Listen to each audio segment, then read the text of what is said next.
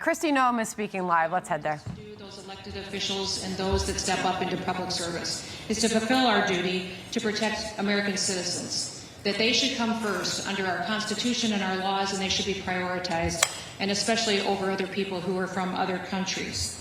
The Constitution demands that we treat our citizens that way, and the men and women who serve at the Department of Homeland Security, they understand the importance of that, and we also understand the importance of all of our law enforcement officers and what they do across the country to keep people safe.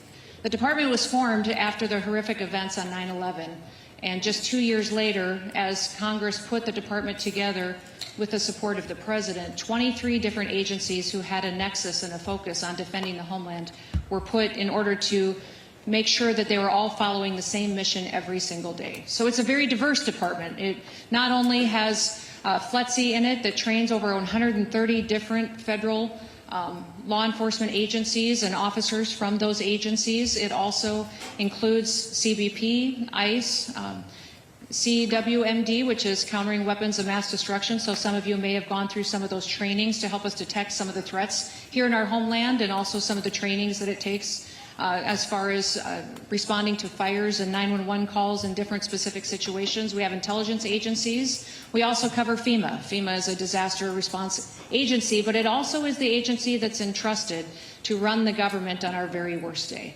If we had a tragedy in this country where we needed someone to step up because our leadership was not able to, that agency would be entrusted to do that and to maintain our critical infrastructure. So they ensure that they go forward and maintain our electrical grid and our critical infrastructure such as water and systems that we rely on every day to help the American people be safe and to still have their way of life. We also have CISA, which some of you may have worked with them, which is our cybersecurity agency, which goes out and not only hunts down bad actors that would attack us on our cyber systems, but also gives us mitigation measures for how we can harden our systems. All of these entities work together to serve the American people and to make sure that we're prepared for any threats that we may face, but also respond to them in a way that honors what our ideals are. The sacred duty of our government truly is that people are entrusted to secure the rights also of all the American people. You know, the Declaration of Independence states that governments derive their powers from the consent of the governed, which is the people. The people give us the right to do our jobs each and every day. And as long as this world is fractured and as long as human nature is fallen, we will need brave men and women who step up and serve and enforce our rights and our laws and our values. And that's what all of you do in this room with your colleagues. The heroism was on full display this last week when we saw the attack in Austin, Texas, and we saw that the first responders that helped protected people and more lives there were our law enforcement that responded immediately. Instead of running away, they ran to it. And though we lost 3 lives and saw many other people injured, they prevented so many other lives from being lost. We're very grateful that they are willing to do that and to serve in such a way. In fact, it reminded me of the quote that is often attributed to George Orwell that states, "People sleep peacefully in their beds at night only because rough men stand ready to do violence on their behalfs," which means you step up in order to protect people, and you do it in a way that other people often are never going to be required to. When tragedies like what we saw in Austin take place, it's your leadership and it's your decision-making that make all the difference. You use judgment, and people entrust you with their lives.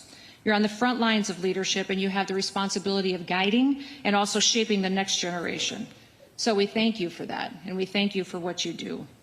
I know that I've met many of you in the room. I've had the chance to visit with you. I appreciate your wisdom and your advice as we continue to develop trainings and insight into how leadership can work together to make good decisions and to break down the silos between agencies so that we can work together more different, in better ways than we have in the past. And you know we're seeing challenges across the country from judges and courts that are working to stop some of our efforts, that are looking to take away some of the protections that you need in law to do your work.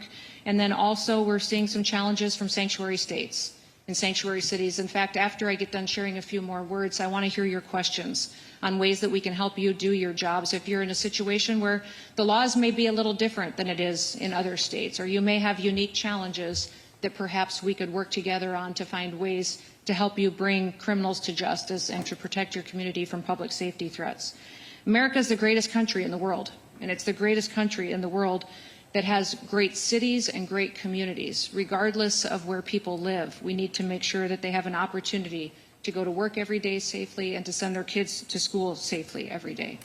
Sanctuary cities do give us a challenge because it makes it difficult at times for law enforcement to do their work.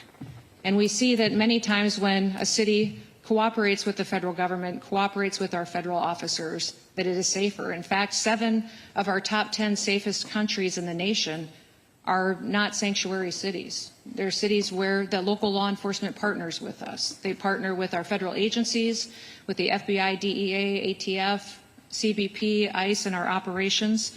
And we've also seen across the country where 5 of our 10 most crime-ridden cities do not cooperate with us, where those that are not cooperative with federal officers will see challenges on their streets.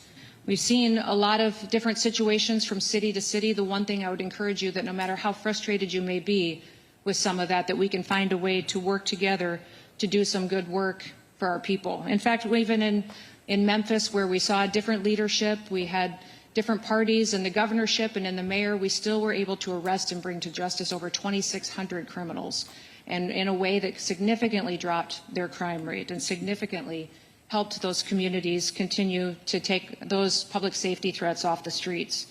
We got over 150 different illegal sex offenders off of the street. We saw one of those arrests included a criminal illegal alien from Venezuela that was convicted of aggravated criminal assault and abuse of a child.